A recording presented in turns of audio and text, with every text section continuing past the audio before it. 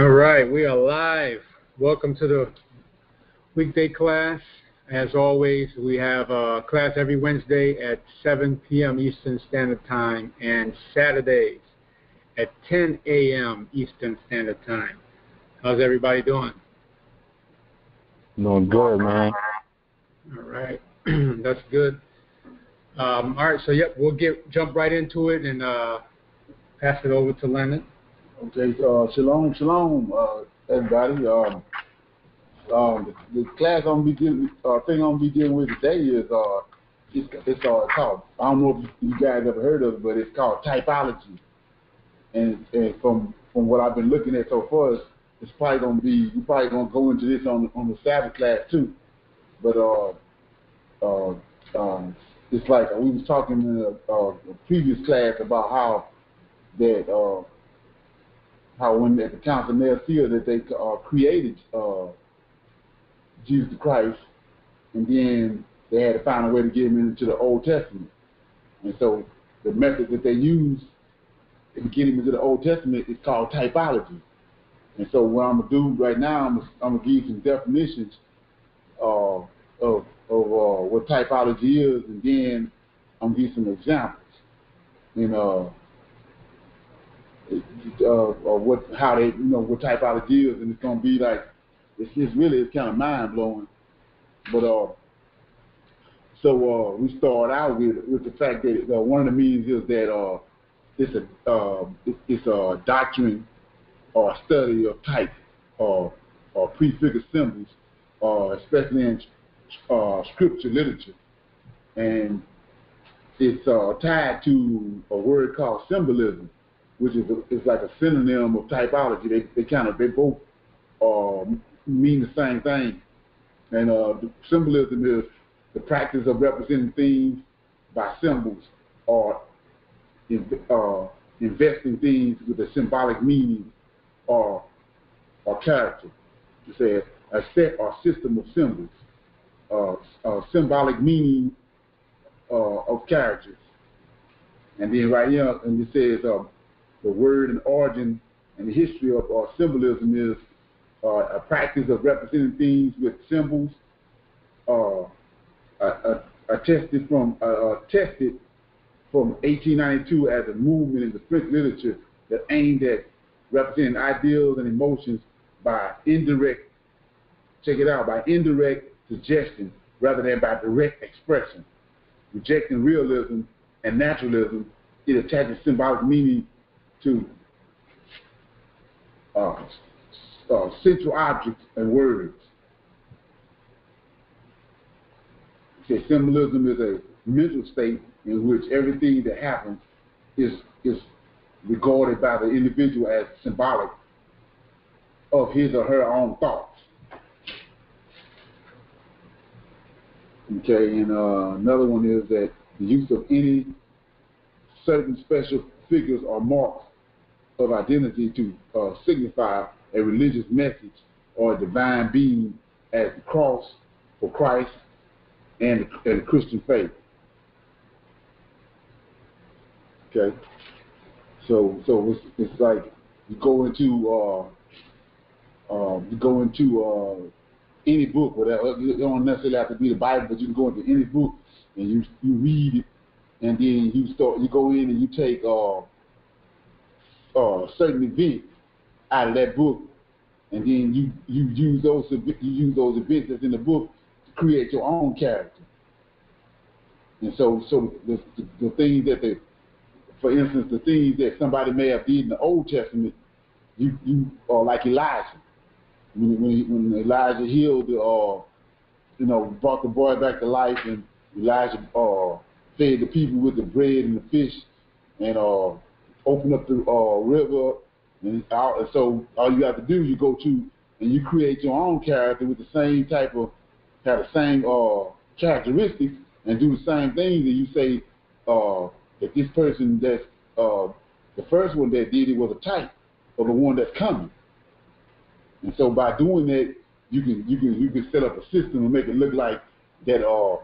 This was always prophesied, or it was lined up to happen, because these men right here was somewhat like the one that came. So that's how typology. That's how you're able to use typology to bring an object or a person or a being into existence that don't even exist. You know. So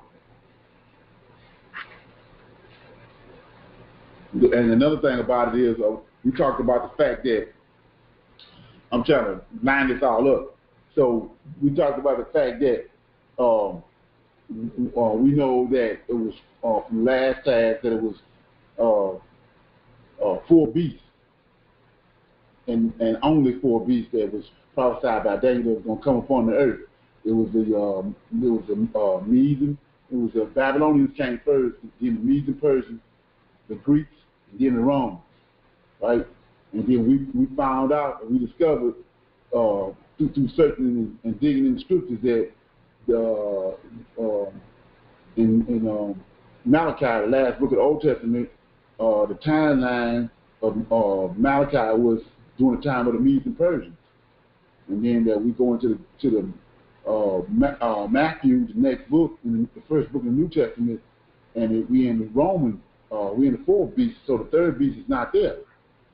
And so, lo and behold, the word typology and the process and the method of how they use typology is Greek thought. So typology is tied to the 3rd beast, which is the Greeks, which is the same beast that's missing out of the Bible. So it's showing you the people that was behind this typology. So I got right here the etymology of the word typology, and it says the etymology of the word typology of the term that is derived from the Greek noun. It's a Greek word, a blow, hitting, stamp, or thus a figure or impression made on a coin by such action, that is an image, figure, or statue of a man, also as an original pattern, model, or mold. To this prefix, the Greeks preposition meaning opposite or corresponding. So that's like I was saying, they take a figure or a prophet or holy man from the Old Testament and look at what he done, and then they take those things that he done and characteristics that he done and place them on a man that they want, whoever they want to put it on, and make it look like that the two are related, but they're not related. But all they did was took his characteristics and the things that he done and placed them on the other man and make it look like they both doing the same thing. Yeah. So anybody got any questions on that? You understand that?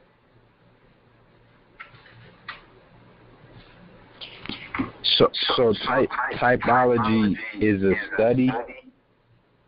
Right. Well, it's actually what it is a technique, which I already let you know there's something going on, but it's a technique that in ancient times they don't even really use it now, but it's a technique that you go into you take a story, and it's a person in the story or object or whatever, and then the things that particular person done, you take them out, you shine a light on specific things that he done, then you place them on another person, and then you make it look like both of these people they're the one that you have, the one you placed it on, you take it and put it on the other one that actually done it. He's a type of the one that's over here. So it's really like plagiarism. Yeah, it's like plagiarism, but it's a high tech way of a literary way of doing plagiarism, but it's like it's strict. It's deception. Mm-hmm. Yeah. So like Moses and King Arthur. Right. And then a perfect example, like I was just saying, when you understand that, because we was all in Christianity at one time, we look at the things that Elijah done and Elisha. So that's all they did. They went and got, if you look at the things that Elijah and Elisha did, Jesus did the same thing. They just took the story from Elijah and Elisha and put them on JC. And gave it a steroid shot. Right. And then turned around and said that Elijah was a type of Christ. That's where you get typology from. Say Elijah was a type of Christ, and Elisha was a type of Christ. And then what? Oh, okay. Huh? Oh no, I'm sorry, I'm listening. Yeah. So then you go to Joseph. The story of Joseph, when Joseph was in Joseph was in Egypt, and Joseph he was put in prison. He was dogged out and all that, and then all of a sudden at the end, he came back and he's like he's a type of Christ. And he's saying that he's a type of Christ, and all these men pointing toward the real Christ that was coming. But the real Christ is only the person that they took the characteristics from the ones that was in the Old Testament and put them on this one, and then made him look like he was the end all of them, and the rest of them was type to him. Okay. Yeah.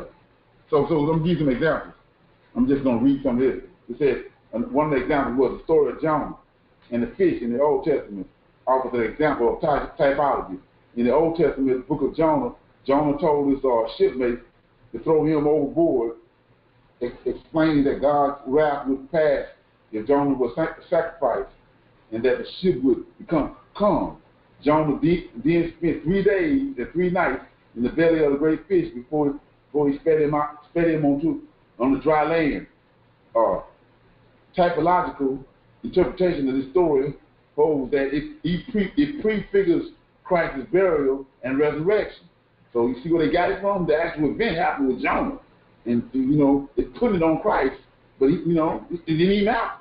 So it says the stomach of the fish represents Christ's tomb, as Jonah excited from the fish after 3 days. Extracted from the fish after 3 days and 3 nights. So did Christ rise from his tomb on the 3rd day. In the New Testament, Jesus invoked Jonah in the manner of a type. As the crowds increased, Jesus said, "This is the wicked generation. It asked for miraculous signs, but none will be given it except the sign of Jonah." So they took Jonah and then said, "Thus, when one finds an allusion to Jonah in medieval art or in medieval literature, it usually represents an allegory for the burial and resurrection of Christ. Other common typological allegories entail the 4 major Old Testament prophets, Isaiah, Jeremiah, Ezekiel, and Daniel, prefiguring the 4 evangelistical Matthew, Mark, Luke, and John. See how they're doing this? It says, are the 12 tribes of Israel foreshadowing the 12 apostles. Commentators could find countless numbers of allegories between stories of the Old Testament and New Testament. Modern typologists prefer to limit themselves to considering typological relationships that they find sanctioned in the New Testament itself, as an example of Jonah. So you got the word typology, and then you also got typologists. So a typologist is an occupation. It's somebody that's skilled in doing this. They know how to do it. And so back during ancient times, this was a skilled art. It was it was a profession. And an example is Josephus. Josephus was a typologist. Even Philo of Alexandria. So but it's like a lost art. Nobody talks about it now because it didn't serve its purpose. It served its purpose out through when they combine the Old and New Testament together. Yeah. And so another example is Isaac. Says Genesis chapter 22 brings us to the story of a preemptive offering of Isaac. God asked Abraham to offer his son Isaac to him, cited as a foreshadowing the crucifixion of Jesus, Isaac asked his father, "Where's the lamb for the burnt offering?" And Abraham prophesied, "God himself will provide a lamb for the burnt offering, my son." And indeed, a ram caught by its horns awaits them, which is also seen as a type of Christ. The lamb that God provides for sacrifice, crowned by thorns. So yeah. And then Joseph. And one more example is Joseph. Jesus, Genesis chapter 37 through 50 has the story of Joseph in Egypt, and Joseph is commonly cited as the Christ type, right? So I want to shed light on that because of how can Joseph be a type when he came before him? You know what I'm saying? So Joseph is a very special son of his father. From his father's perspective, Joseph dies. Check this out. Joseph dies and then comes back to life as the ruler of Egypt. Joseph's brothers deceived their father by dipping his coat in blood of a sacrificed goat, Genesis 37:31. Later, Joseph's father finds that Joseph is alive and is the ruler in Egypt who saved the world from a great famine. Other parallels between Joseph and Jesus include both are rejected by their own people, both became servants, both are betrayed for silver, both are falsely accused and face false witnesses, both obtain stations at the right hand or respective thrones, Joseph at Pharaoh's throne and Christ at the throne of God. And in Moses' case, Joseph was 30 years old when he stood before Pharaoh, and Jesus was about the same age according to the Bible when he begins his ministry. Money and goods were not able to save the people in the time of famine. They had to sell themselves. The same notions are discussed throughout the New Testament. Both provided for the salvation of Gentiles. Joseph provided a physical salvation and preparing for the famine, while Christ provided a deeper spiritual salvation. Joseph married an Egyptian wife, bringing her into the Abrahamic lineage. Christ's relationship with the church is also described as a marriage term in the New Testament. A direct parallel with Joseph ruling over all of Egypt, and that only Pharaoh would greater in the throne is repeated in 1 Corinthians 15:27 of regard to Jesus. Both suffered greatly, and through patience and humbleness were exalted greatly by God, who gave in abundance all things over time. And then the story of Moses is Moses was like Joseph and Jonah. He undergoes a symbolic death and resurrection. Moses is placed in a basket and floated down the Nile River, and then is drawn out of the Nile to be adopted as a prince. The floating body down the Nile River was a part of the Egyptian funerary ritual for royalty. While in the wilderness, Moses put a brazen serpent on a pole, which would heal anyone bitten by a snake, provided that the person looked at it. Numbers 21:8. Jesus proclaimed that the serpent was a type of himself. As Moses lifted up the serpent in the wilderness, even so must the Son of Man be lifted up. In a battle with the Amalekites in Exodus 17:1 states that as long as Moses held up his hand, the Israelites were winning. But whenever he lowered his hand, the Amalekites were winning. Commentaries interpret Moses' raised hand as a type of Jesus' raised hands upon the cross. For when Jesus' hands were raised as he died, a figurative battle was waged with him. The end result being victory, that all will be made alive. This is the First Chronicles 15:22. Damn. That's crazy. Yeah, it's crazy, but we went for that. We really went for all this, but with the light being shined on it, you see how ridiculous it is, man. Yeah. Well, so anybody got any comments? Anything they want to add to that? When you said Isaiah, Ezekiel, and you said two other people were Matthew, Luke, and some. You said it was 4 people in the New Testament that they kind of based off 4 of them in the Old. Yeah, I know 2 of them was Isaiah and Ezekiel, but I missed the other 2.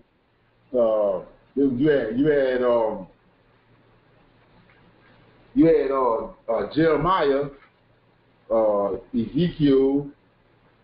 Let me find that.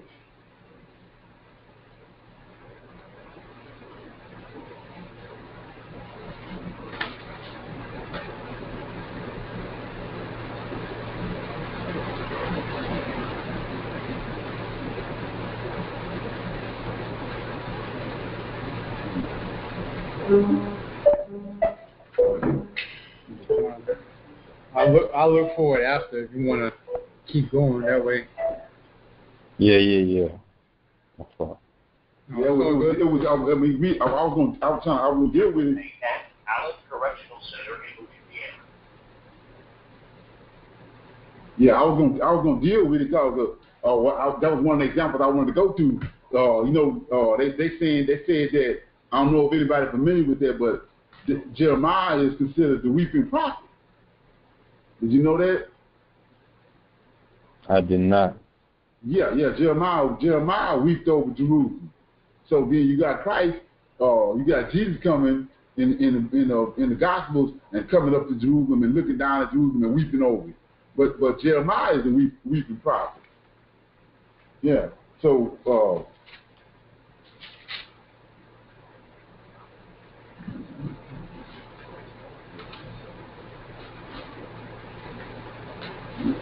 Jeremiah is a weeping prophet. Yeah. It says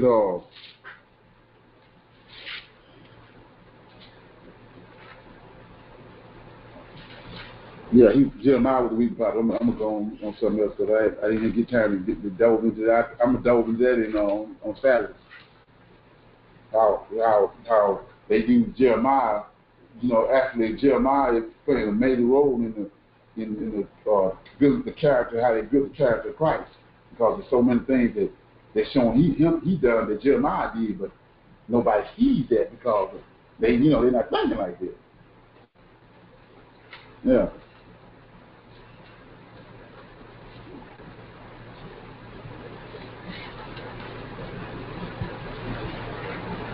Yeah, so one of the things that I want to talk about was they say that at the Conference Field when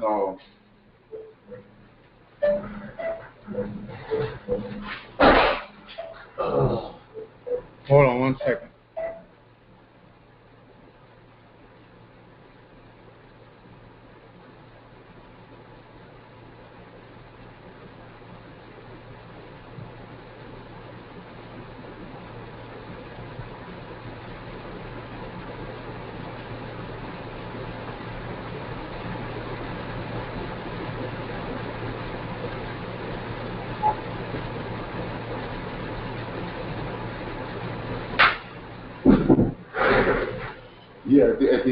at the Conference Field when after they got a hold of our records, right, and we got a hold of our records, and then they wanted to do away with the God that was in Jerusalem, the God that was protecting his life for all those years.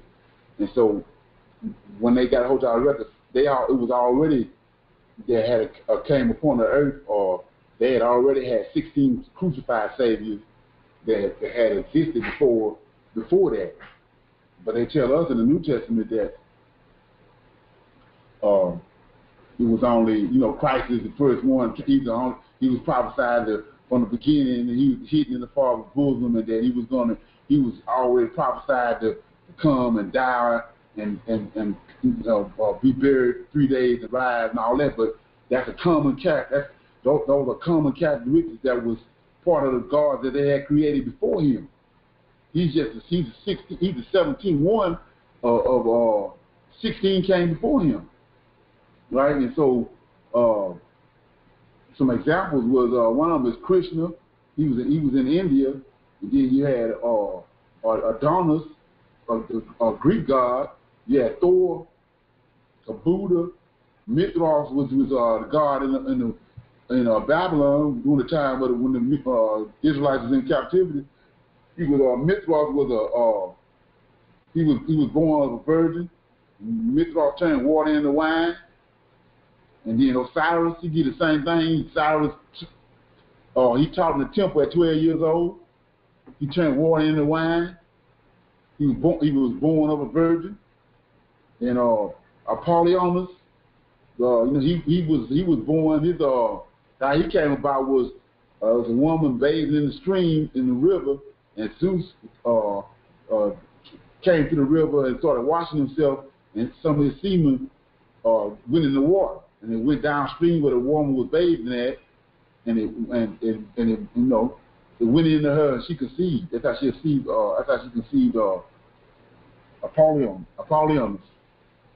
So he was immaculately conceived. And Simon Magus, Horus was Osiris' son. He was the son of God. He was immaculately conceived. His mother Isis, his brother had killed Horus. Set killed Osiris, his brother, and cut his body up into 17 pieces, and hid and buried different parts of his body all over Egypt. And he took his phallus, threw it in the Nile River, and the crocodiles ate. So Osiris, his wife Isis, went and found all the parts and put his body back together, wrapped it up. That's where you get mummification from. She wrapped it back all up together, but she couldn't find his phallus.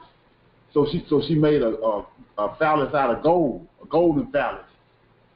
And then she placed it on him, and then turned into a hawk and flapped her wings over him, and the semen went into her.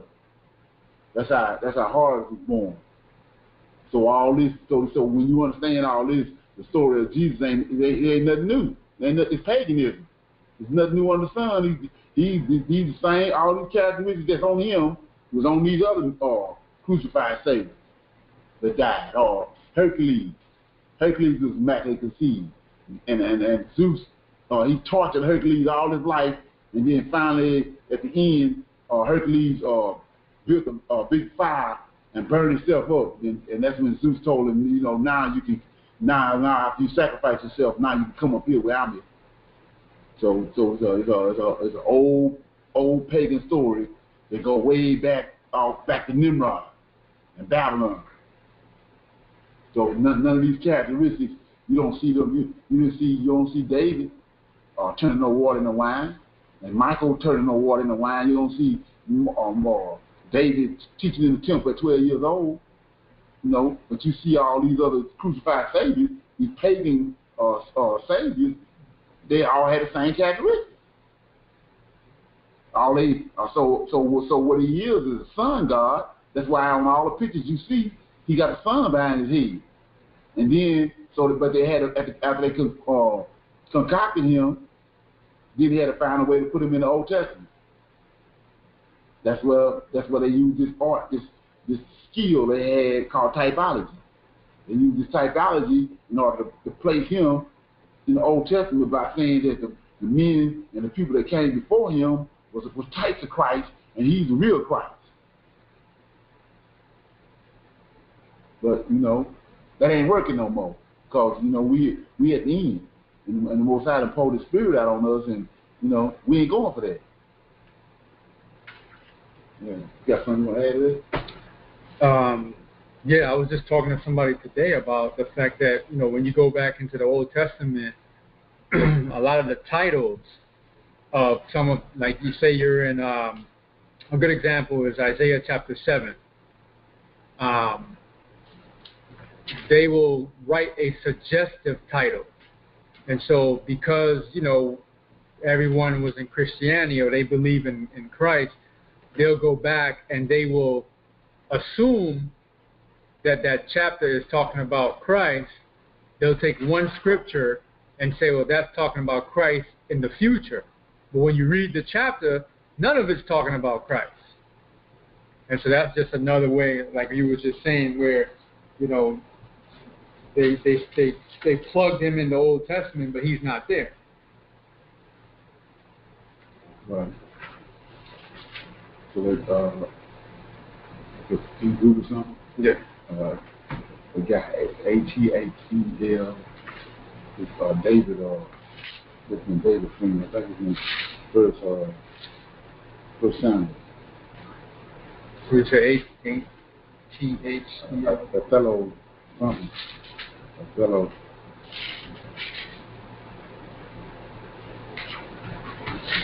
Second Samuel.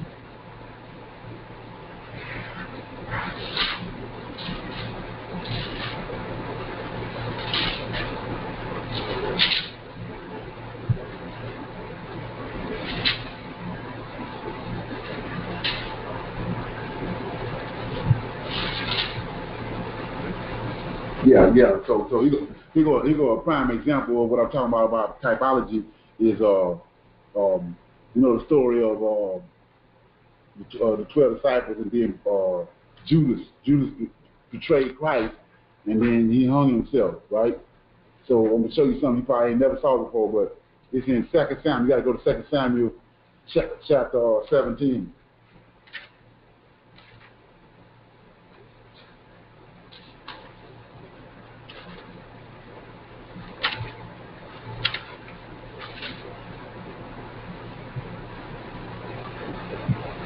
And this is the story of this when Absalom tried to usurp David, tried to take David's throne from him, and David ended up having to flee Jerusalem because Absalom had set a trap for him. They were going to try to kill him. So I'm going to pick it up. Let me see where I'm going to pick it up at.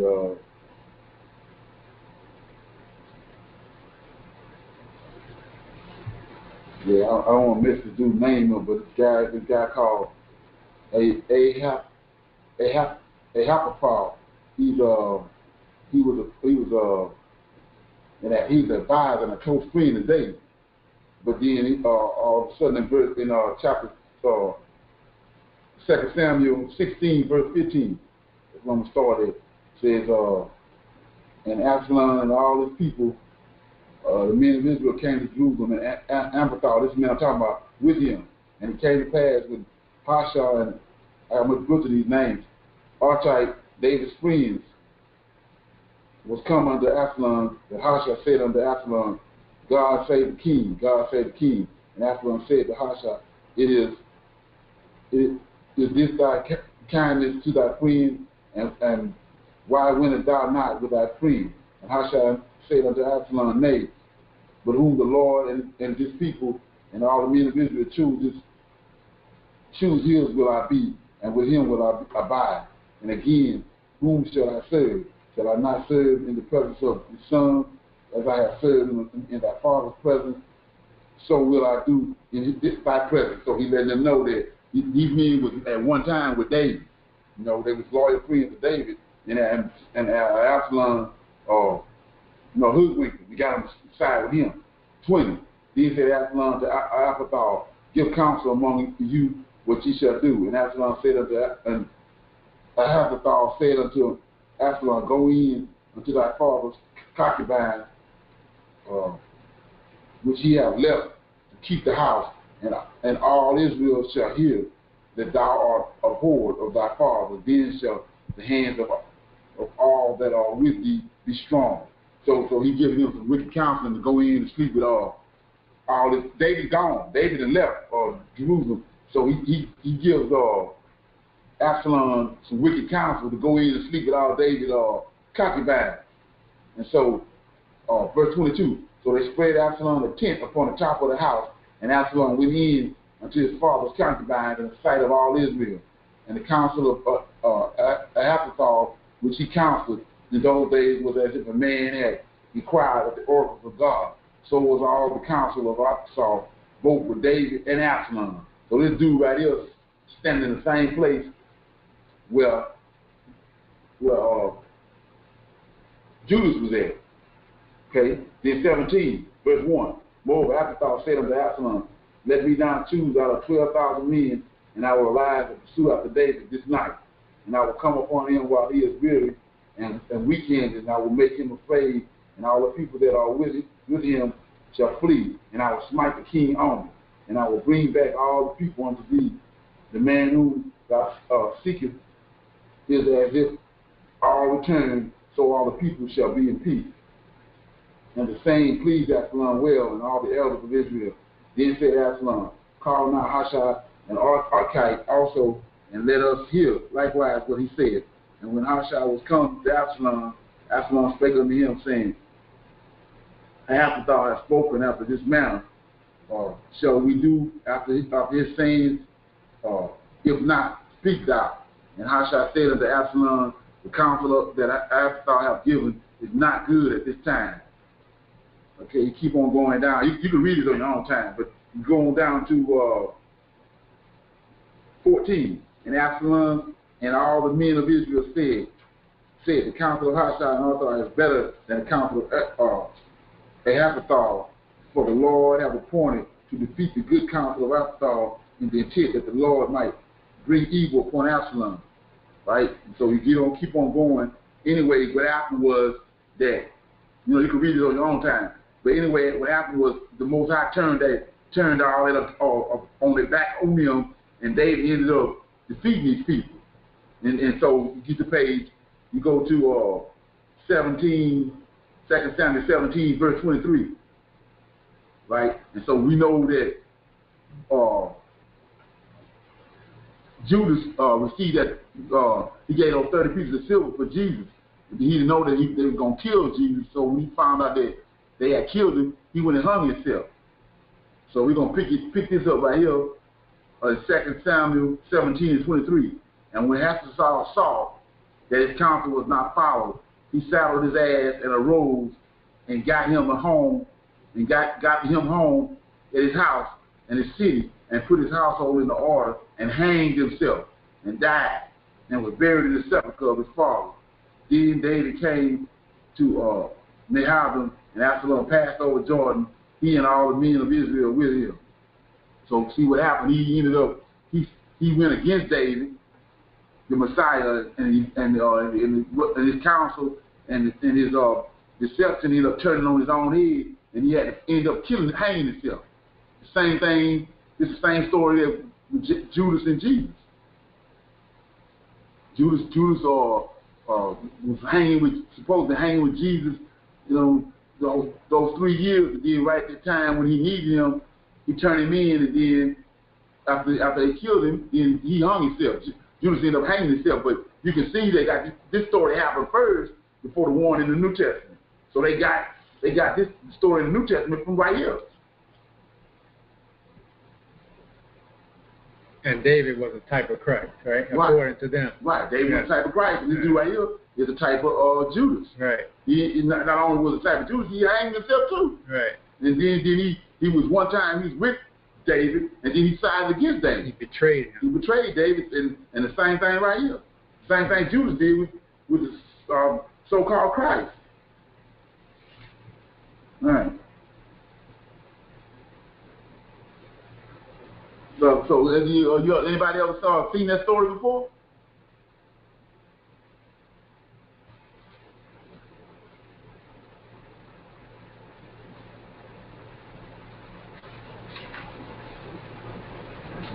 Man.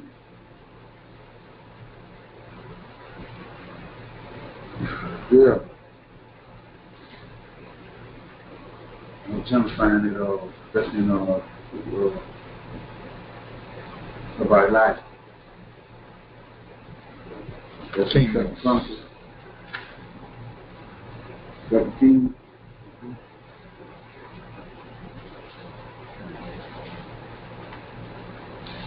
They have some after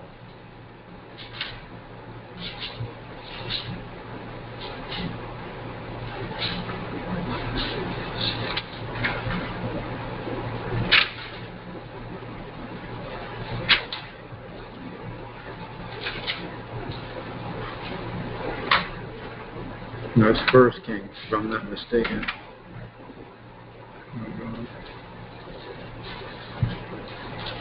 Yeah, Elijah.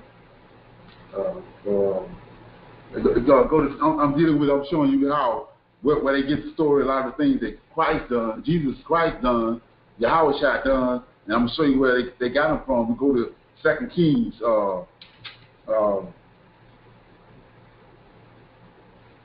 Second Kings, yeah.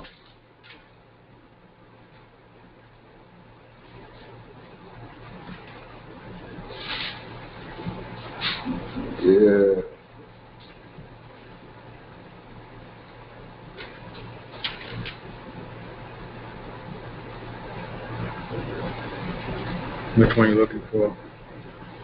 I'm looking for when you turn the water, 4, if you're looking for the widow's oil. The one where he yeah, that's 2 Kings 4 and 1.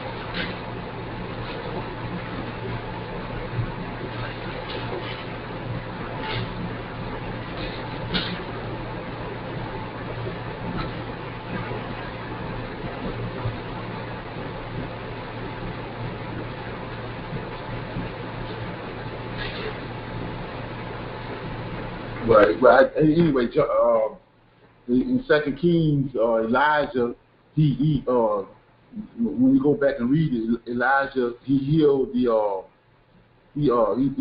brought this man back to life. He fed the multitude with fish and bread. All the things that you see Jesus doing in the New Testament, Elisha, and Elijah did in the Old Testament. That's where they get it. They got it from. These exact same miracles.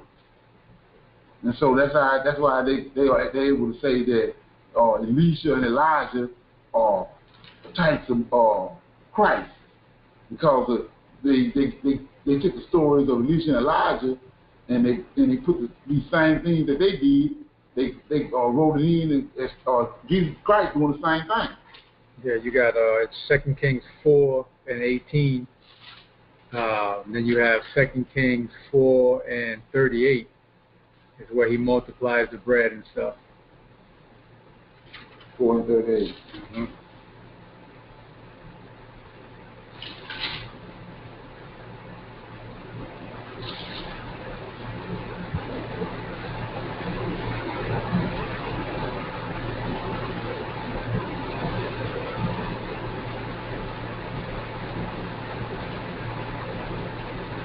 You said 4 and 38. Yeah, 2 Kings 4 and 38. That's where it begins. So we know the story of Christ, all the things he's done. He's going from place to place, doing all these miracles. And so one of the miracles was that he turned water into wine, and he took 4 pieces of fish and some bread and fed a multitude. So we see right here in 2 Kings chapter 4, verse 38. I'm starting at verse 38. And Elisha came again to Gilgal, and there were the deer in the land, and the sons of the people were sitting before him. And he said unto his servant, set on the great pot and fill pottage for the sons of prophets. And one went out in the field to gather herbs and found a wild vine and gathered thereof wild gourds. His lap full and came and shred them into the pot of the pottage, and they knew them not. So they poured out for the men to eat. And it came to pass that they were eating the pottage, that they cried out and said, O thou Son of God, there is deer in the pot. They could not eat thereof, but he said, then bring meal.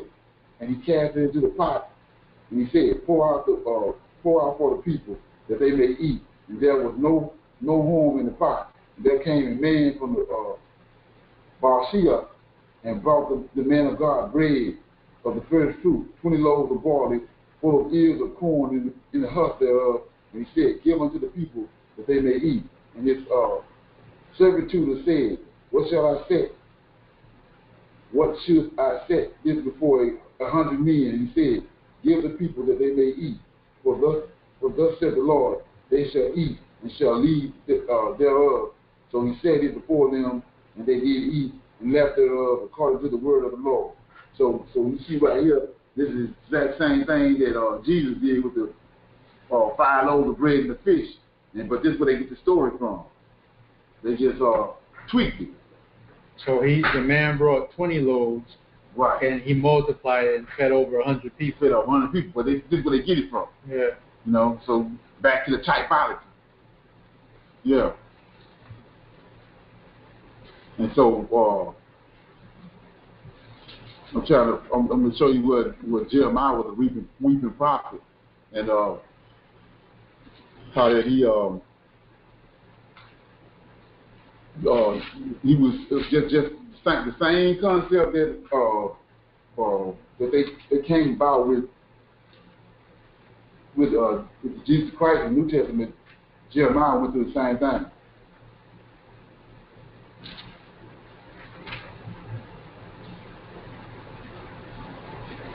Okay, look at chapter 1 of Jeremiah, verse 4. One of the examples is they tell you that Jesus was there in the beginning, but he was hidden in the bosom of the Father, and that he wasn't revealed to the prophets until later on. He was hidden from them. You know, that's the reason why you don't see nothing. Nobody's seen him or not, because he was hidden. And so right here, Jeremiah said in verse 4, chapter 1, verse 4. Then the word of the Lord came unto me, saying, Behold, I formed thee in the belly, I knew thee, and before thou comest out of thy womb, I sanctified thee, and I ordained thee a prophet unto the nations. So he's saying that before Jeremiah was even in his mama's womb, he already knew him. So it's just that's somewhat the same thing that they're saying about Christ, right? Then in verse 10, it says 9. Then the Lord put forth his hand and touched my mouth, and the Lord said unto me, Behold, I have put my words in thy mouth. Right. And 10. See, I have this day set thee over the nations and over the kingdoms, to root out and to pull down and to destroy and throw down and build and plant. Moreover, the word of the Lord came unto me, saying, Jeremiah, what seest thou? And I said, I see a rod of an almond tree.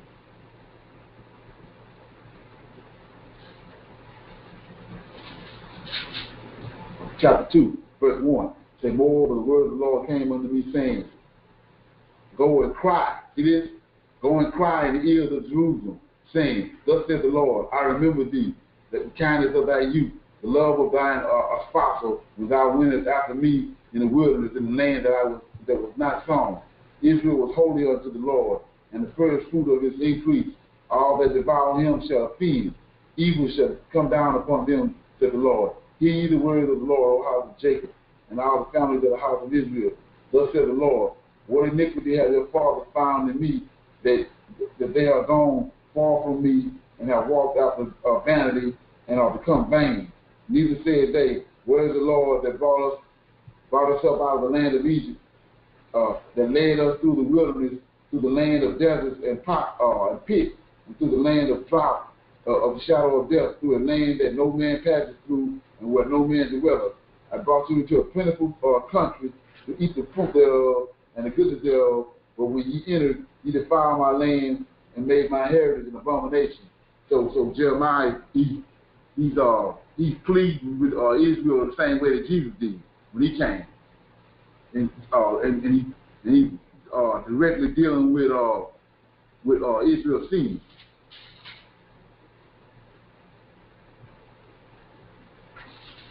I want to find the verse I was talking about. Okay, chapter 4, Jeremiah, verse 19. It's an example of what I was talking about him being a weeping prophet. 19. My bowels, I am pained in my very heart. My heart maketh a noise in me. I cannot hold my peace, because thou hast heard, O my Lord, the sound of the trumpet, the alarm of war. Destruction upon destruction is cried, for the whole land is spoiled. suddenly, or my tents fall and my curtains in a moment? How long shall I see the standard and hear the sound of the trumpet?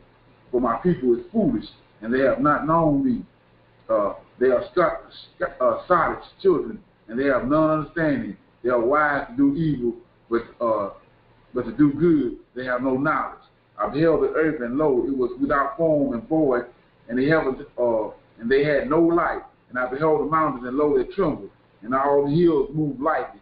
I beheld, and lo, there was no man, and all the birds of the heaven were fled. And behold, and lo, the fruitful place was a wilderness, and all the cities thereof were broken down in the presence of the Lord in his fierce anger.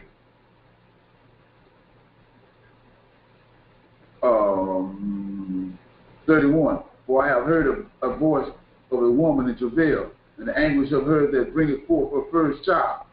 The voice of the daughters of Zion that bewaileth herself, that spreadeth her hands, saying, Woe is me now, for my soul is weary because of the murderer. So he's not showing Jeremiah all this stuff, and it's pain in Jeremiah. So Jeremiah is constantly in agony, and he's constantly weeping. And that's why they call him the weeping prophet. And so that's the same characteristics we place on Jesus.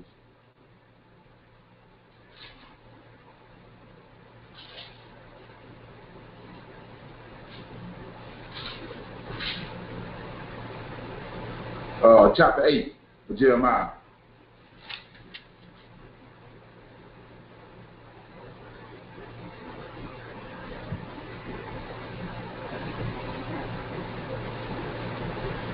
Okay, it says, I'm going to start at verse 1. It says, at that time, said the Lord, they shall bring out the bones of the kings of Judah, and the bones of his princes, and the bones of his priests, and the bones of the prophets, and the bones of the inhabitants of Jerusalem out of their graves, and they shall spread them before the sun and the moon and all the hosts of heaven, whom they have loved, and whom they have served, and after whom they have walked, and whom they have sought, and whom they have worshipped. And they shall not be gathered, nor be buried.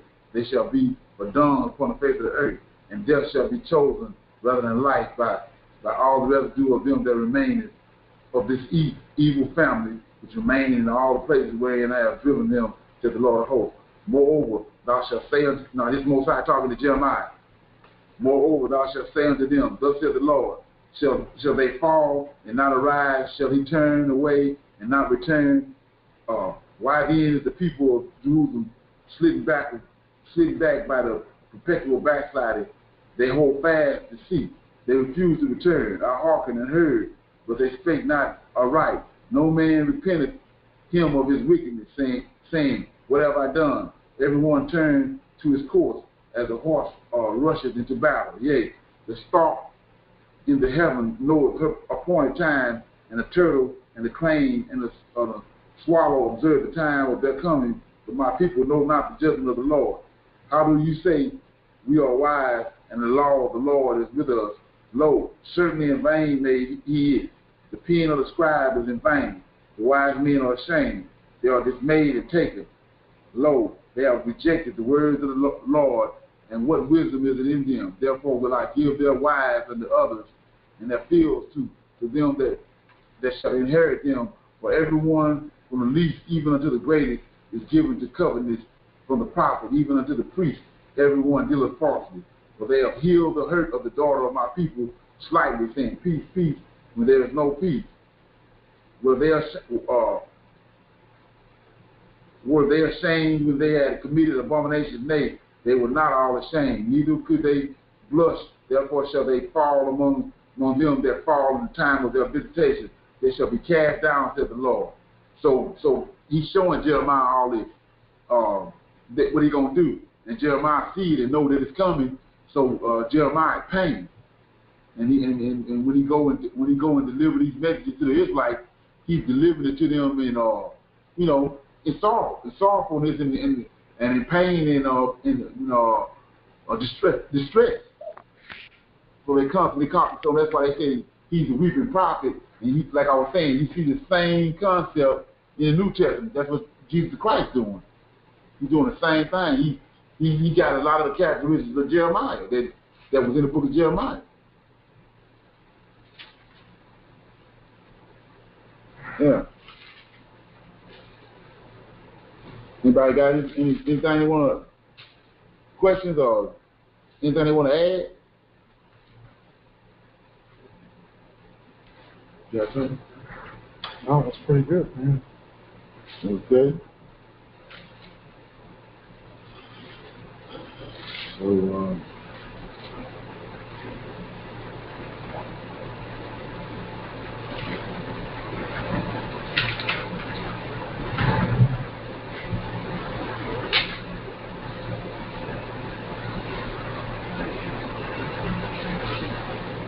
yeah, I was telling, I forgot who it was I was talking to, but if you want to go a little, delve a little further into this typology thing, you can. The first thing to do is watch this, the movie or the documentary. It's called Caesar's Messiah, and those guys they do a good job of explaining. You know, they go back to the time periods when the Greeks and the Romans conceived all this and how they went about doing it, and then they break down the meaning and the concept of typology, how they was able to actually what they did was they backdated of the time, like I was saying before about the Antichrist. They have you thinking that the Antichrist is coming, but the Antichrist already came. So they backdated. So you say, well, what you talking about? If you go and look at Daniel chapter 23, it says that he was going to change Daniel chapter 8. Let me find it.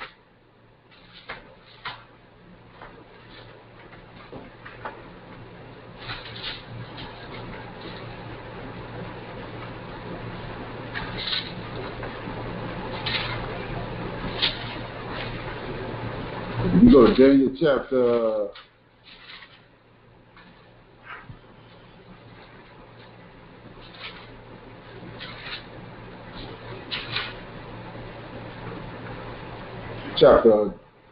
7, talk about the lamb, in chapter 8. The lamb and he tells them in Daniel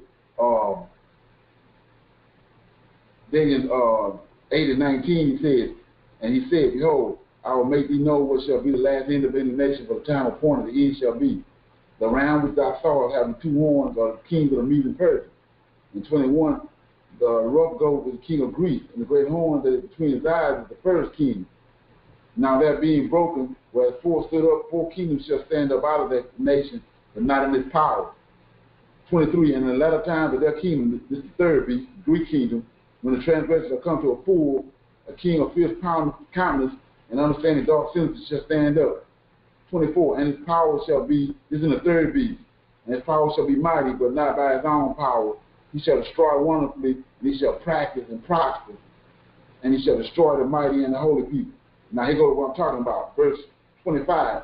And through his policies also he shall cause craft to prosper in his hand, and he shall magnify himself in his heart, and by peace he shall destroy many. He shall also stand up. So right here, when he said he's going to practice and prosper, is right here when they started, he was changing times and dates, and they was rearranging stuff and switching stuff around right here. Like I said, they backdated when the Antichrist. They got you thinking the Antichrist is coming when the Antichrist already came, and then they took a person that they created to contrive and use typology and place him in the Old Testament when he never was in the Old Testament. So they changed. They were changing times and dates and events and switched them all around. That's what he's saying. That's what he's saying right here. And that's why everything all twisted up and messed all up because they did all this back in the time when at the Council of Nicaea after they created JC, they had to find a way to get him in the Old Testament. So they had to change events and change times and flip stuff around, move this person over here, move that person over there, and that's what Daniel was telling you right there in chapter 8, or 19 through 25. Yeah. Yeah, I was also thinking about the fact that, you're talking about changing time. You go back to history and you look at the time that J.C. lived, and when he died, and then you look at all the time in between where Christianity was not even established. Right. And so all those years go by, and at some point they say, wait a second, let's start at 0. And so everything starts at 0, and we say BC and AD. So what happened to all those years before the 0? So, all of that is part of the concoction to insert him into the reality of everything. Right. So I'm gonna read this right here, and then I'm gonna conclude on this. We can pick up with the Q&A, but it says right here, it says pertaining to typology. It says they're giving you a time frame when it came into existence. So it says Christian typology begins in the New Testament. See, it's not in the Old Testament. It says Christian typology begins in the New Testament itself. For example, Paul in Romans 5 and 14 calls Adam a type of one who was to come, a type of Christ. He contrasts Adam and Christ both in Romans 5 and in 1 Corinthians 15. The author of the first epistle of Peter uses the term to refer to baptism. There are also typological concepts in the pre-Paul stratus of the New Testament. The early Christians, in considering the Old Testament, needed to decide what its role and purpose was for them, given that the Christians' revelations and the New Covenant might be considered to have superseded it, and many specific Old Testament rules and requirements were no longer being followed from books such as Leviticus, dealing with the expounding of the law. One purpose of the Old Testament for Christians was to demonstrate that the ministry of Jesus, see what I'm saying, and Christ's first coming had been prophesied and foreseen, and the Gospels indeed contain many Old Testament prophecies fulfilled by Christ. And they had to fulfill these prophecies by typology and quotations from the Old Testament, which explicitly and implicitly link Jesus to the Old Testament prophecy. Typology greatly extended the number of themes linked by adding others based on the similarities of the Old Testament actions or situations to an aspect of Christ. Typology is also a theory of history, seeing that the whole story of the Jewish and Christian people are shaped by God, with events within the story acting as symbols of a later event. In this role, God is often compared to as a writer, using actual events instead of fiction to shape his narrative.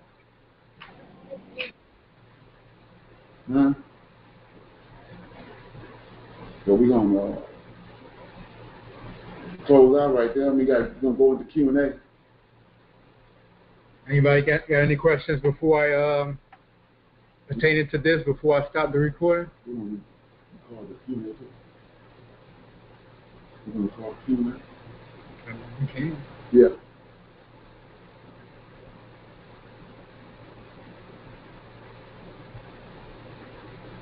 Hello. Is everybody there? Yes.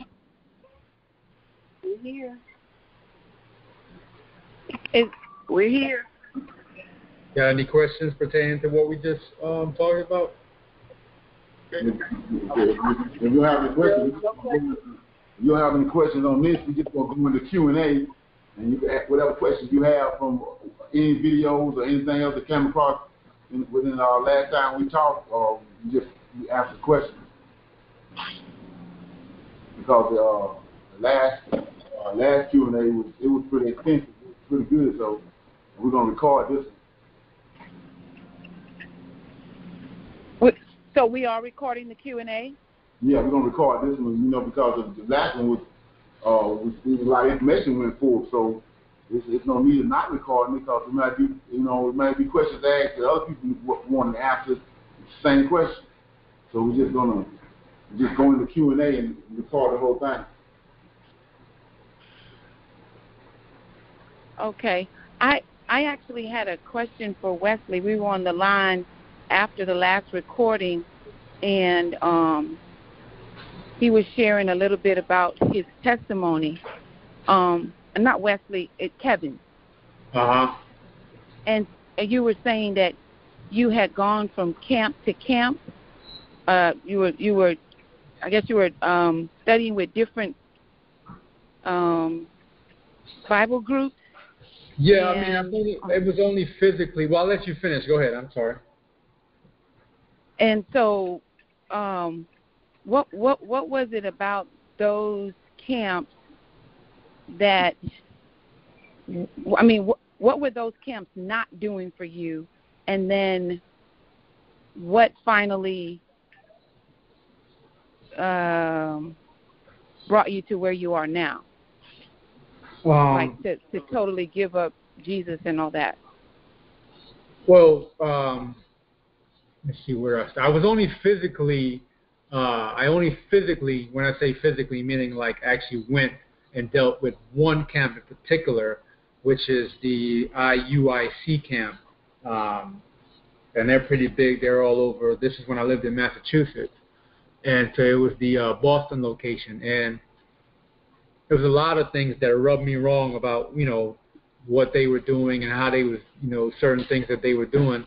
And so I'm not going to get too deep into that because I'm not really big on, like, bashing, people and stuff like that. But there was a lot of things that kind of rubbed me wrong. And so the other camps that I was listening to was really online. And but the thing was, the whole time the Lord was really dealing with me. And so at one point he told me that he was going to lead me into the truth. Just don't join any camps. And so when I heard him say that, I said, okay, so I'm going to listen to what these people are talking about, for informational purposes. But I was instructed not to join any of them.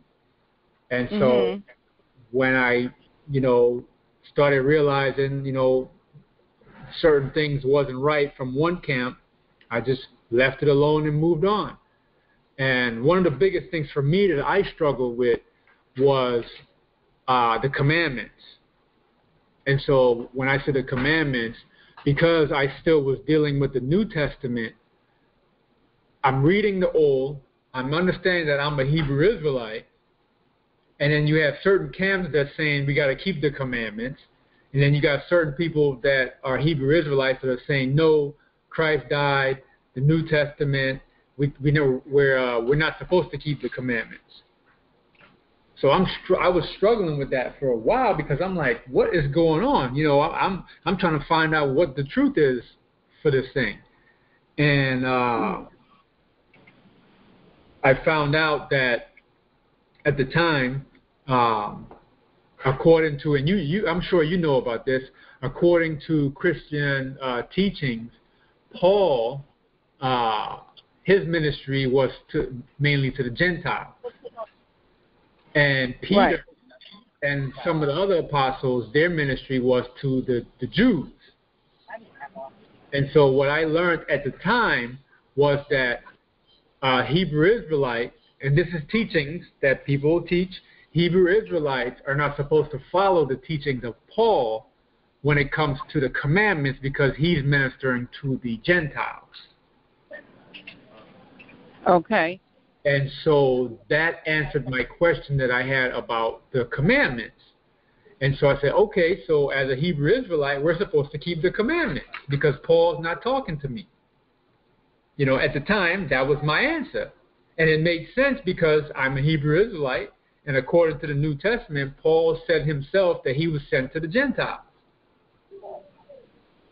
And so, okay, so go ahead. So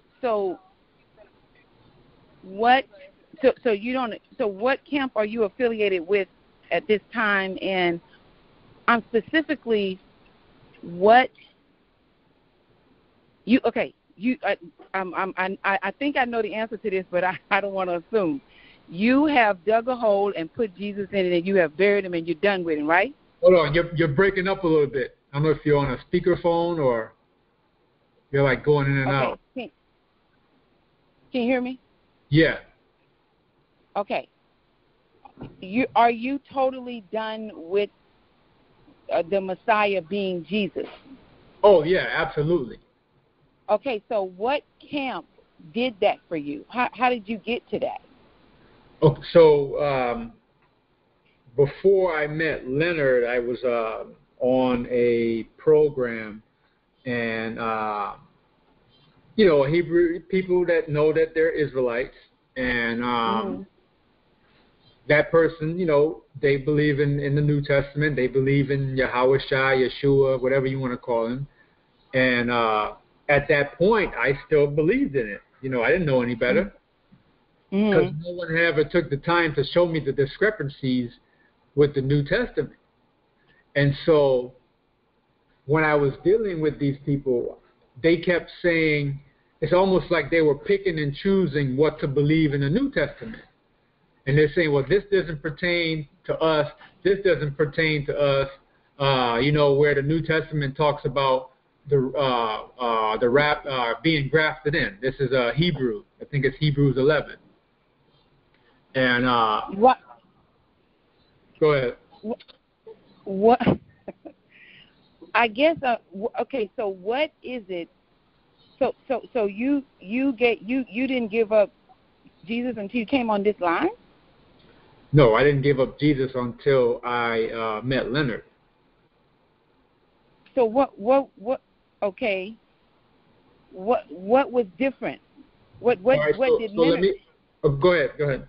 Oh, I get. I mean, you or Leonard can answer. I was getting to that. When I talk to. Huh? I said I think I'm getting to that. I was just trying to lay a foundation so that kind of cover all bases. But I'll let you ask the questions whenever it come up. Okay. Yeah. I was just really touched by the testimony of, I think it was Tobias on Saturday, and when I talk to people, I'm noticing that everybody's struggle is this Jesus thing. And so I was wanting today to ask you, what was it about the teaching that you're under now that helped you to give up Jesus? And then I wanted to ask Leonard the same question, because I'm kind of stumped when it comes to, I know it's not my job to convince people to give up Jesus, right, but to be able to kind of share, what other people went through to get to that point, gives me the ability to continue to dialogue with them and, of course, invite them to the line. But, undoubtedly, every time I ask them if they still believe, they tell me they're Hebrew Israelites, and then I would say, do you still hold to Jesus? And, of course, they say, no, it's Yahweh Shai or somebody like that, but that's still Jesus, right? Right. According to them, they just changed the name. It's the same character. Right. So I just wanted to ask today, what was it about the teaching under Leonard that helped you to bury the Messiah? And then I wanted to ask Leonard, how did he come to do away with Jesus? Yeah, so while I was a part of that group, and like I said, I the Lord was leading me, and basically, like I said, He told me that He was going to lead me into the truth, because I've been searching for the truth for a long time, even in Christianity. And so the thing was, and I don't know if I've ever mentioned this, but even in Christianity, I always felt that I had some type of connection to Abraham. And at the time I was married, and I would tell my ex-wife, like, I don't know what it is about Abraham, but I feel like I'm related to him. Now, keep in mind, I had no idea about Hebrew Israelites, about any of that. I had heard about it back when I was 21 by this girl that I was dating, and I thought she was crazy. Her and her family was crazy because they were Hebrew Israelites. But I never really got into it. I didn't really know much about it. And so I kept telling her, man, I don't know what it is about Abraham, but I feel like I'm physically related to him, but I can't explain it.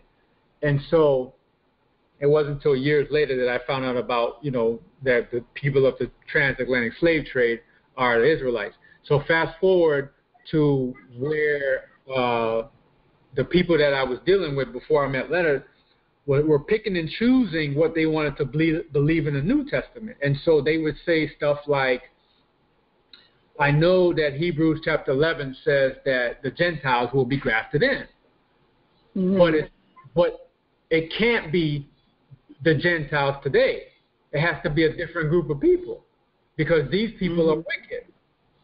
Right. And so my thought was, well, how can you pick and choose who the Gentiles are according to Hebrews 11? I said, that doesn't make any sense. Right. And so when I met Leonard, I would hear him, speak over the line and stuff like that, and the Lord was like, there's something he has that you have to hear. And I didn't understand what that meant at the time, but I just knew that I had to talk to him because it was something that he had that I had to hear. And so I called him. I got his phone number from the person, called him, and then he started showing me who the Lord of the Old Testament was. And so for me, I've always been a no-nonsense person. Like, I hate foolishness. I'm a no-nonsense person. And so kick it straight to me. I'll hear what you got to say, and I'll make a decision. I'm not going to get upset. I'm not going to fuss with you. I'll just deal with it, and if it is what it is, I'll deal with it, and I'll move on. I've always been that person. So when he showed me who the Lord was in the Old Testament, I didn't get upset. I didn't get mad. He was reading the scriptures. He wasn't twisting it. He wasn't making nothing up. We was just reading the Bible. And I said, oh, my God. I said, are you serious? Wow. So that was my encounter with who the Lord of the Old Testament was. And so at that point, I said, well, wait a second. If this person in the Old Testament is the Lord, well, then who is this guy in the New Testament? And so that was my introduction to digging the hole in the backyard and burying everything that has to do with this guy, because once you begin to uncover what's happening, you see that the whole story is plagiarism, and there's nothing holy about it. So that was my version of how I got to where I'm at today. Wow. Okay. Leonard, can you say how you came to put Jesus away? It was like in 2003, and I had I was working on the road. A couple of times I would come into my room. I was raised in the church, Baptist church, and then I would come into my room after work, and then it's like my Bible, the words was coming off the page. So I just ignored it for a while, and then I picked it up and I started reading it, and then it's just like I was getting these understanding of these revelations, but I didn't have about it. I tried to share it with some people what I saw, and then they got hostile. So what I did was I just said I just went on the ground. And I just started. So when you say the words were coming off the page, what does that mean? I mean, you know how all of us came up in the Baptist church and all of us had a Bible, but we only read it when doing Bible study. I mean, not Bible study, but doing Sunday school. And most of the time, it wasn't your Bible; it was the Bible that they had on a pew, or so some Bible they had in the Sunday school class. So you didn't never really just read the Bible to try to get an understanding of what the words were saying. But this particular time, I was in San Antonio, and the words just started, I started understanding. And it didn't make no sense to me because I wasn't trying to seek to understand. You know, it overcame me. And so when I started seeing this stuff, more and more I started reading. I got more and more interested in it. I was drawn into it, and then I started, you know, and it wasn't corresponding with what how I was raised. And so I just and when the more revelations I would get, you know, the more other things you see that was wrong. And so I would go and talk to certain people about it, and like I said, they get hostile. I went to different pastors and talked. I would go to different talk to them, but they got hostile. And so I knew that. So what I did, how I got to the point where I was at was, I went back and I read over it and over again to see if I was you know, injecting something there on my own, or if I was overreading it or whatever. I kept going over and over again, and that's how it just got stuck in my head, and then it just went from there to other revelations, and then so I just held on to them. After so many people was getting hostile with me, I just held on to it until you know, I figured the Most High was going to find a proper time for it to come out. Okay, so I have a question. So do you remember how you felt when you first realized that what you were being led to was to deal with the person that you have been taught that was your Messiah? What is it that you came across that told you that there's something wrong with Jesus being the Messiah? Well, like I was telling, if I'm communicating with somebody, eventually I'm gonna tell them that the Most High. I learned that the Sabbath is a lot more than what people think it is. The Most High comes on the Sabbath. He tells you that knowledge and understanding comes from the Sabbath. So you're supposed to be seeking and expecting him to show you God. And so that's what started happening. I looked back, and then I looked at, and I noticed that was what when the revelation was coming on Saturdays, on the Shabbat. And so what had happened was I saw when you know I was reading the scriptures, and I saw that it was something was wrong. It was the person that was dealing with the prophets didn't seem like the same person. Didn't seem like Yahweh. Somebody different. So I was in the story of Aaron and Miriam when they was murmuring against Moses, and I was reading it. It was one night, and it said that the Most High came down in a pillar of a cloud in the door of the tabernacle. And he called Miriam and Moses out, and he asked them, he said, told them, he said, why are you murmuring against my servant Moses? He says, because of Moses, my servant Moses, I talked to face. All the other prophets and all the other men, I talked to them in dreams and visions. Well, that's when the light went off. I said, well, if he talked to Moses he talked to face on Mount Sinai, then who is it that was talking to all the other people that he dealt with dreams and visions? And so I went back and looked at all those stories, and that's when I found the Lord of Hosts. That he was there, because he said that the Lord appeared to Moses, appeared to Abraham in Ur of the Chaldeans, right? And then he tells you that when he's on Mount Sinai, he told Moses not to let the people break through and come up through the borders and break through to come up to see him, because he'll burn them up. So I was saying, if that's the case, whenever he appeared to Abraham at Ur of the Chaldeans, he would have burned him up. So the case, you got to be two different beings. And so, like I said, when I understood how it worked, I prayed about it. And so that's when it was revealed to me that there was an angel that was in the garden, and there was an angel that came to Adam in the cool of the day.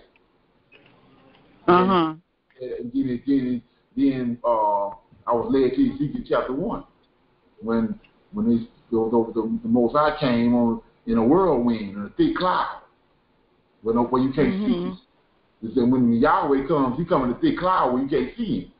But when Michael comes, he appears to you, and they commune with him. But the Most High comes in a thick cloud where you can't see him. And so right. that's what Ezekiel said. Ezekiel said that he saw a whirlwind coming out of the north. And then he said, yourself. And so that's the same thing that came down to Miriam and Moses. Said a cloud, pillar of a cloud came down in the door of the tabernacle. So they couldn't see him. He was in the cloud. Right. Okay. And my last question. Huh?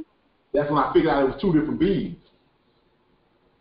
Okay. Then my last question is, how did you connect?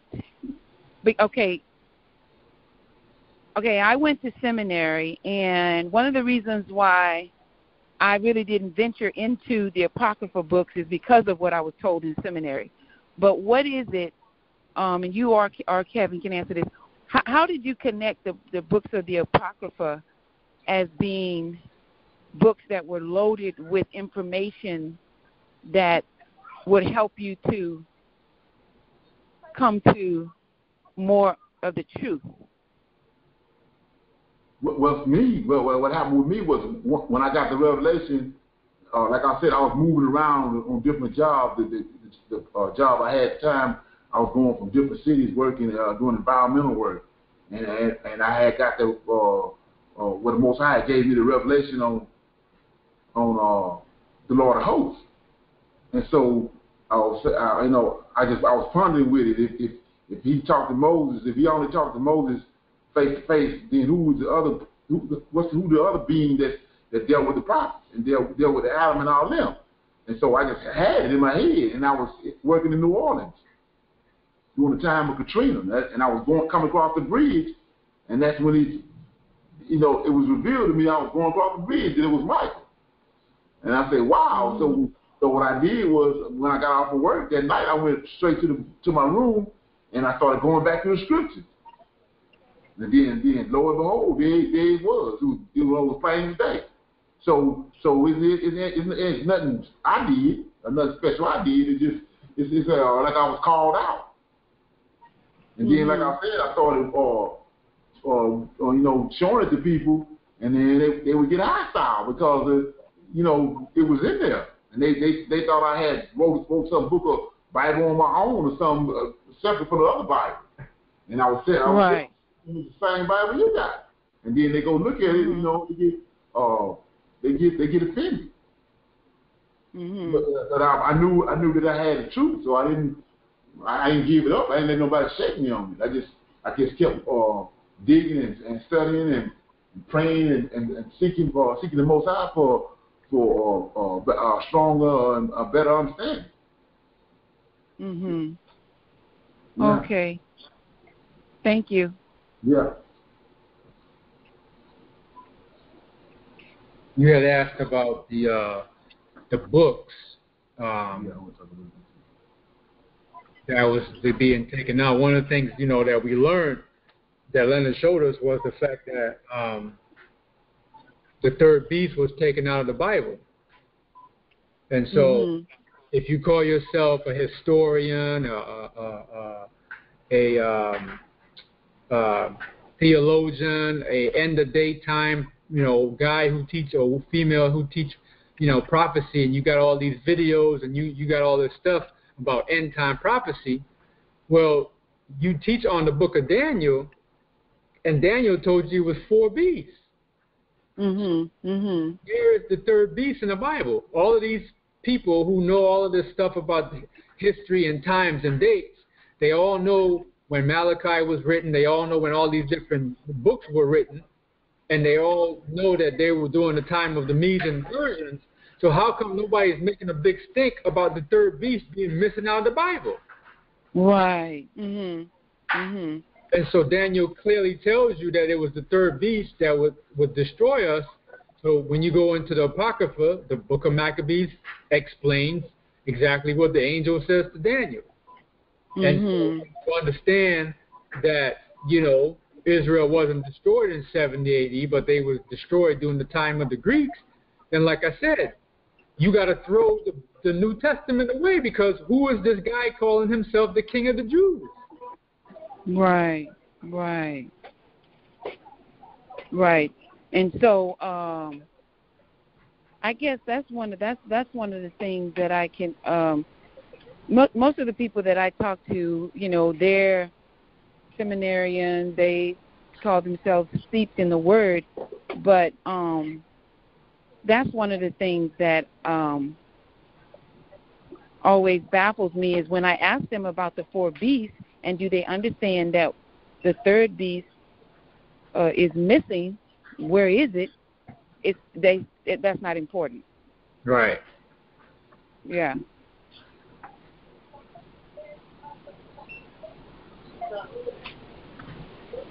Is that AM open?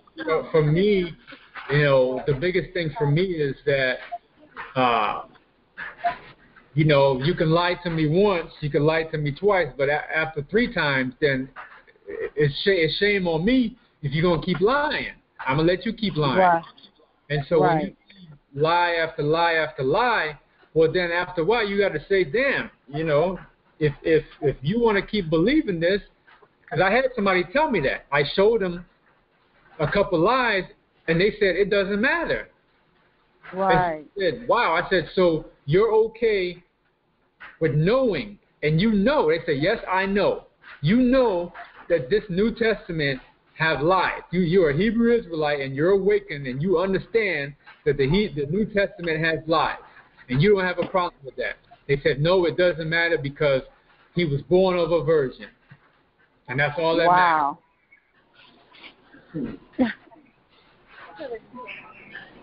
Wow.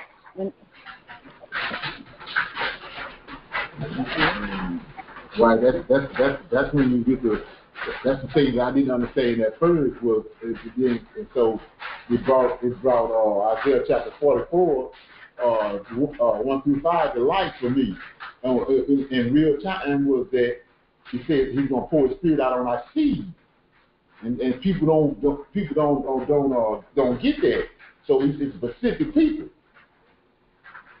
And so you gonna most people you come encounter with this information, they're gonna get hostile. But it's the Israelite that when you convene with him, he gonna get it, and he gonna appreciate it. But you would think because a person have a certain complexion or whatever, you would think that they'd be an Israelite, but they're not. And that was one of the wake-up calls I got. Mhm. And the whole virgin thing, I mean, you debunked that on Saturday. Right. When you took us to the scriptures on that Saturday about that whole virgin thing. So I'm encouraged. It's just that I come in contact with a lot of people, and just the position that I've taken at this point is, as long as I just, share with them, invite them to the line. Hey guys, I don't mean to interrupt you, but if you hear the noise right now, I think it's hailing outside, so it's coming down pretty hard. But go ahead. I didn't mean to cut you off. I was saying that the position that I have taken when I share with people now is that the work of the heart is the business of the Most High. All we can do is just share with them, that their relationship with Jesus requires, some excavation. Right. And then leave it up to the Most High, because just like He did with us, eventually bringing us to a place, and like you were saying, Kevin, how He led you and how He spoke to you and told you, that that I guess in His own time He would bring you into the truth. So right. Sometimes you have to just, you just mention it to people, and then they might hear something here or there. The Most High has His own way of bringing them into it. But I just feel bad because, I'm learning about the truth. I have come into the knowledge of it, and it's like I want everybody else to know it. But they they have a tendency to, to fight against it. Say that one more time. I mean, we're actually gonna move locations real quick because it's pouring down pretty hard. Hold on. Give me 1 second.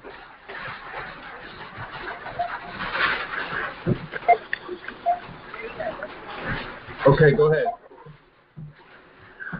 Most of the people that I encounter are hostile as soon as I mention that there's a problem with with the Messiah being Jesus.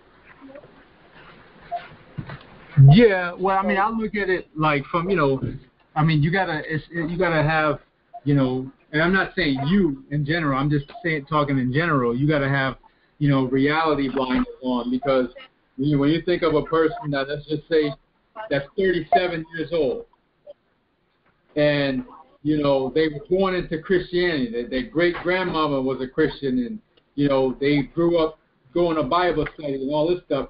You got 37 years worth of JC, and so the average, when you tell them that he's not real, it's like, what are you talking about? I've been learning this for 37 years. You can't tell me he's not real. I know he's real.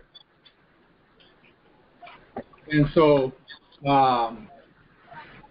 it's one of those things where, like you said, you give them the information, and you let the Lord do the rest.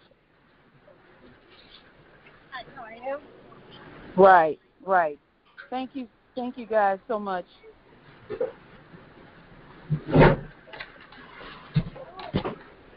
Is the video from Saturday up? Yeah, it's up.